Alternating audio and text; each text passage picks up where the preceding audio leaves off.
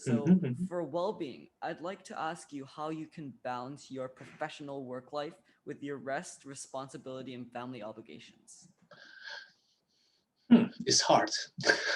I would say, first of all, try to pick a good spouse who can understand you, support you through the difficult time. Because to be honest with you, if not because my wife's understanding and support, I think I'm not able to pass to finish my doctoral training at all because I back then I take me about 7.5 years just to focus on the study in order to finish my study and wrap up my doctoral degree and have the dissertation done. Wow, that's very And impressive. it take a very long time. And besides that, I'm the only the only the you know only the person working for a family. My wife is a full-time, stay-home mom, so we don't have other income source except from my work, my job. So I have to take care of my work and also take care of study. I don't have time left for the family and kids, even though I'm still trying to spare enough time for them. I don't have that. For many other ladies, I think they may already complain a lot. Think about that, it's 7.5 years. It's not easy. It's not a short period of time. So I really Definitely, yeah. appreciate her for that. I'm grateful for that too. So for me to get it through, I need the support from my family. But after that, if you're talking about now, like when I'm doing my job, how can I balance all those kind of things, have a some kind of work-life balance? I really rely a lot on entertainment. And I found the high school kids, they tend to have the same patterns too. I mean, sometimes the parents may complain that their kids play too much video games and go online a lot, and things that that would distract them from the schoolwork.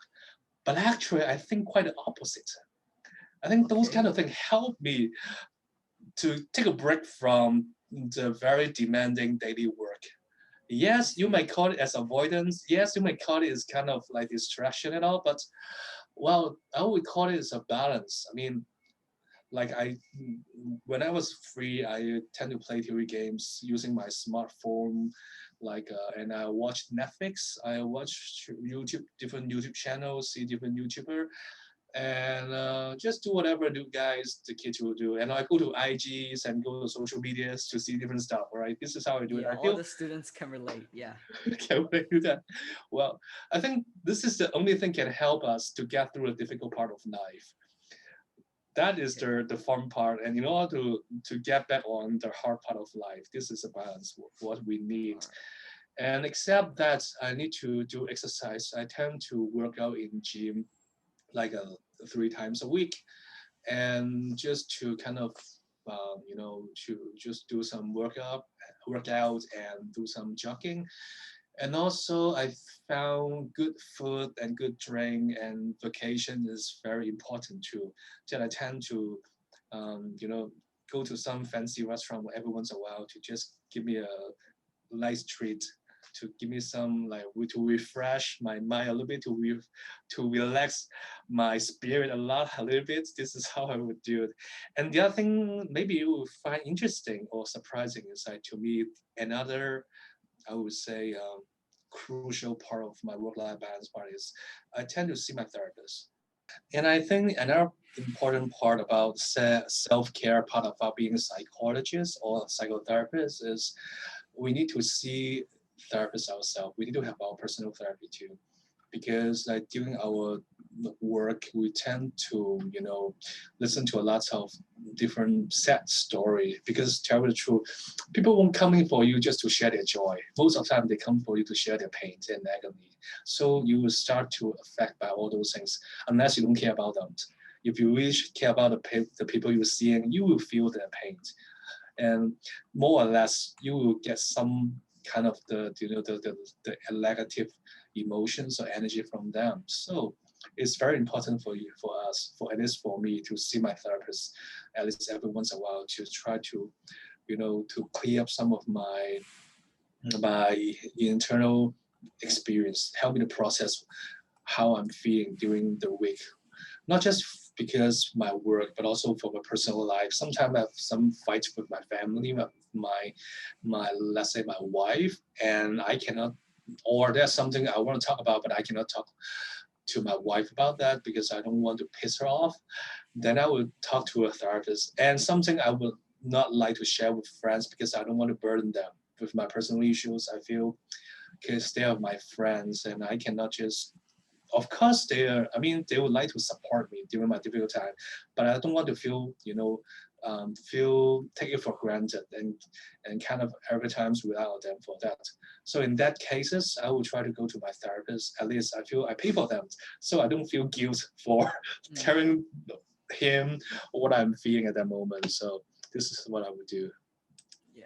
Another thing I'd like to ask, if you have any like daily routines you've developed over the years which benefit that have benefited you throughout your journey or to this day. So this could be in your career or in your personal life. Well, exercise and going to church, like some you doesn't mean you have to be a Christian, but some kind of spiritual practice help you to reconnect with the universe and a higher purpose or more powerful being. Definitely can help you out a lot. Not necessarily have to be a particular religions, but I'm talking about spirituality that help a Okay. lot too, and connect with my friends and family. At the same time, what else? Entertainment. Yeah, entertainment is another big things. And one continue educations, which means every once in a while I need to learn some new stuff, some kind of brain food for my intellectual appetite. I mean, appetite. This is what we try to do. So basically, I need to a tiny little bit of everything to give a big variety of life experience in order to feel more balanced or not to Ah, feel so, so would you you know. say developing a very balanced lifestyle is very important for Hmm. students? It is, it is.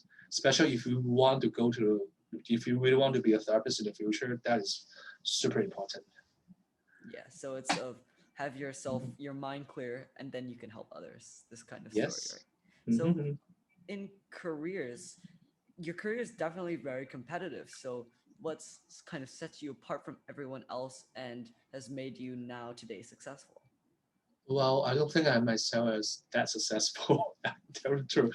I'm just I'm just an okay guys. A little bit better than mediocre, but pretty much the average therapist. Because of course, in the field, in every field, we have some people that might be not fit for their job, and they're still doing their job, and let's say they are not that competent kind of worker. It happens and it exists in every field.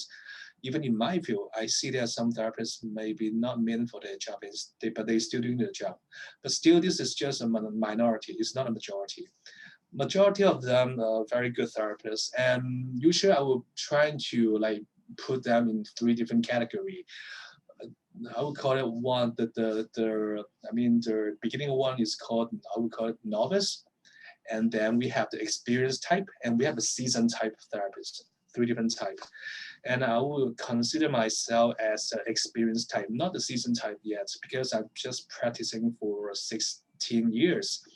I think I won't call myself seasoned, not until I kind of still surviving and serving the field for another 16 years. At least I feel Wow, like that's a I very need to long have. time. Yes, I feel I can finally call myself seasoned therapist until I have 30 years of working. Well, you can say you're kind of reaching the retirement already if we go that path. But the nice thing is, in our job, we don't have retirement at all. Actually, we don't need to retire. The, let me share a story with you. Like one of my oldest colleague, all right, back then in my days, I remember the stories about 10 years ago. Okay, and the day the day before he passed away, okay, he's still doing his job. He's still seeing the therapist. I mean, seeing the Wow. clients. And the next day, he just passed away suddenly, okay? And he was kind of 79 at that time, So 79 you years old. everyone, especially you obviously have a very deep love and connection for the job and Mm-hmm. Yeah, psychology. yes, So I it want to is. ask, what are two things that really amazed you about this career path? Uh-huh. And what are two things that surprised you? Which surprise can Mm-hmm. be like positive or negative about like your career and throughout your Uh-huh. career experience. Well, I mean, before I answer that part, let me finish the last one, but because I want to pinpoint something. You mentioned what's kind of maybe stand out from other therapists. And I want to Sure. say that I didn't stand out from other therapists. All therapists, let's say within each category, let's say the novice type or the experienced or the seasoned type, every therapist within that category are just different. They are not better or worse because all therapists have their strengths and limitations. Let's say some clients may find a particular therapist is super helpful for them, and some of the clients may totally disagree with that, and that happens too. And psychotherapy takes some kind of weird, unique chemistry to make it work. So it's kind of weird that people to people kind of fits. It's you can say it's a little bit like romance. The chemistry cannot be explained by anything else, all right? So this kind of weird things happen. So that's why I think it's so fun to have a psychotherapy. This is the mystical and artistic nature of my job. I would say I that. can imagine. Yeah. Hmm. And then the next one is you mean what I learned from there? Well, what I learned is like I found it's very hard to tell who is a good guy, who is not a good guy, who is a bad guy because in my job, uh, all human beings have their own personal wound to some degree.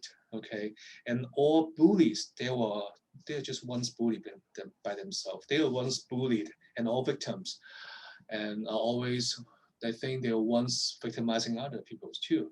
So this is what I learned from them. So everyone have their story, all right. And those stories sometimes can link back to their personal history, their background, their childhood, even to their family history up to 3 generations. And you will start to see what is called a family curse. And sometimes maybe say, let's say the father is a bully, maybe not because he want to be bullied, but because his own father, which means your grandpa is a bully, and your grandpa was a victim himself, and he was bullied by his by your great grandpa in some way. You will see this as a pattern will pass on through generations. So it's hard to tell who's the one to blame. And I figured out, you know what, as a therapist, we don't think too much about who's a bad guy, who's evil and all. But we're more focused on how can we help this guy? We are not here to judge. We're here to heal. So we leave the justice to God and we're just trying to be a humble, useful tool, kind of in his merciful hand. This is what I'm Yeah, trying and to that's do. a And we very all, specific like skill set as well. it is right. Yeah. And also I try to tell my students, I tend to teach the young therapists in some university. I tell them to differentiate the sins from the sinner. You can despise the sin. For example, he's a pedophile. He just violates some young children. You can despise his act, but still you need to learn how to love the sinner. Love the sinner. We have to differentiate the nature of human being, the human soul, from their actions. Their actions can be a result of so many different factors. Some of them may link to their personality, link to their childhood, but their behavior doesn't entirely represent who they truly are and I where see. their potential is. So we need to differentiate these two things. Okay. And Mm-hmm. another question I have is, where do you see the career, so this career in like 20 years? So what is the most desirable future for the Mm-hmm. industry as psychology, and what skills are required? Well, I think I'm just I'm already there already. Yeah, just um, my personal goal is just to maintain a small private practice for the rest of my professional life until I was too old, cannot even hear anything, and start to go deaf that I can practice. This is my goal, and I'm quite enjoy and content with what I'm doing now. mm, So the skill set for my position at that moment of time, well, a lot. I can pinpoint just one or two, but I would say just kind of step upon step, skill upon skill, you start to accumulate throughout your entire professional life. You will get the really beginning skill from your training in school. You probably not get much from your undergraduate degree, all right? Probably you just get a mindset, the knowledge, just the conceptualization part. But once you go to the graduate school, learn from the practical stuff, you will get a bit more. And then after you graduate from your graduate school, you enter the job market, you work in an agency, your supervisor, your mentor will teach you even more. And your clients will teach you even more and more. And that time you start to attend different workshop, different training sections, you will start to learn more and more. This is how you get it.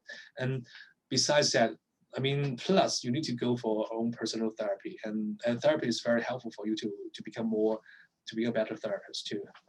Yeah. So this So is what for you the need. aspiring psychologist, how do you see the Mhm. career changing in the next 10 to 20 years?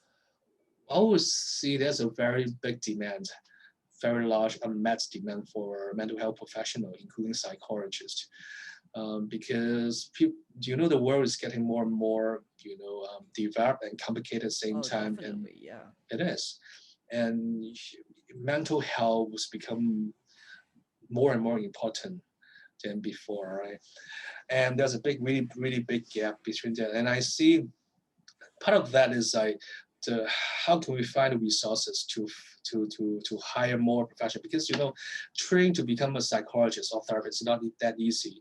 You need to take minimum, you need to have the undergraduate degree, and most of them you need to have a graduate degree in master, and the majority of them they even have a PhD or doctoral degree, so it already take a long time to develop, I mean, professionally as a psychologist. Of course. So that's why there's not too many people can reach that level. I mean, they still always need more and more work in the field, because there's just not enough people to serving the huge need in the society.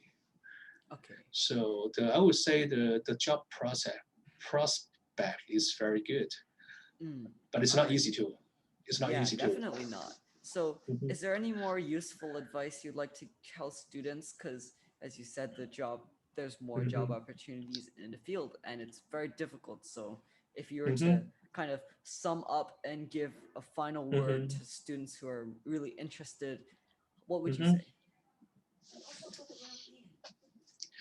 Ah, that's a good question. So actually, we have different type mm, of mental health worker in the field, and every type have different kind of career path. Let's say if you want to be a therapist, a psychologist in a private practice like me, you have something else to do.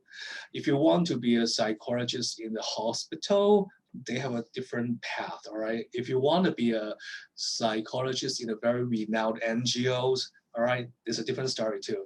Some of my colleagues, they decide not to be clinicians, but they want to be researchers. So they have for their full profession, they want to be the full professor in the tenure in their universities. A different story too. And some of my colleagues, they want to be a CEO in some training institutions, some training organizations, even some corporate. They can go that path too. And also there are some colleagues, some psychologists, they want to go for the legal path to become a what we call the expert witness, expert, witness. Okay, this is what they want to do too. And still a small proportion, they want to go for the consultant role in government. They can do that too, or military. So they have a tons of different paths, depends on where they want to go, depends on who you want to go to. And I would say that every path have different requirement for their progressions. So I would say not to think too much about future first. Just focus on their subject they're studying. Along the way, they will meet different peoples, different mentors, and help them to make better decisions. Just learn to follow their gut feelings and follow what they believe and what they're passionate. Don't worry about too much about the future, Mm. because let's say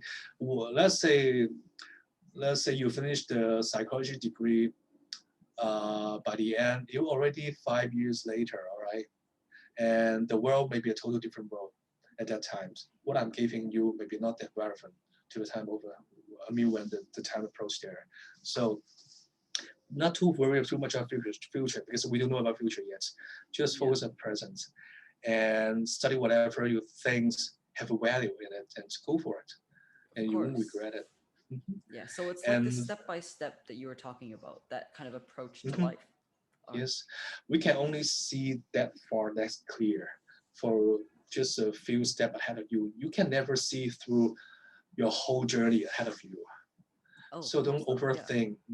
Don't overthink. You can think a little bit, try to have a little bit directions, a little bit feel, just a fuzzy feeling about it, but we never so sure. Tell you the truth, I didn't choose to be a psychologist. I just feel like the profession chose me to be there. I wasn't fit as a psychologist in the very beginning. I wasn't a good listener. I don't care about people. I wasn't care about people at all. I more care about my personal achievement, my glory, because I come from a family background that my parents try to shape me as a successful people. So in the beginning, I didn't want to do that for other people. I just want to do it for my own glory. And it turns out my first couple years of practice is disaster because Oh, people can tell that I don't care about for them. But along the way, the profession, the field start to teach me how to be a therapist, how to be a psychologist, help me to progress as a human being, help me to modify and refine my my personality, my personal witness, and start to become more empathetic. Start to learn how to listen more instead of talk more. Start to feel more instead of do or think more. So it's not what I choose to become, but it's like once I pick the things I love and I want to spend my entire life into it, the thing will transform me to be something different. definitely. Yeah, very Mm-hmm. insightful. So, finally, as my last question, as you Mm-hmm. said, the world is ever changing and getting more and Mm-hmm. more demanding Mm-hmm. on people, especially students. How Mm-hmm. would you say what can they do in their lives right now? What can they incorporate to kind of improve their mental health and well being? Mm. Well, talk to someone they trust as a mentor, someone with life experience and maybe some kind of professional training, can be a therapist, can be school teachers, can be a church leaders, someone, anyone, to get more mhm, guidance from them, more advice from them, and then try to maintain a balanced life with good exercise, good entertainment, good friendships, and good family members, and also good health, some kind of good hygiene. This is what they need. And spirituality, I cannot overemphasize it. This is very important because it linked to the purpose of life.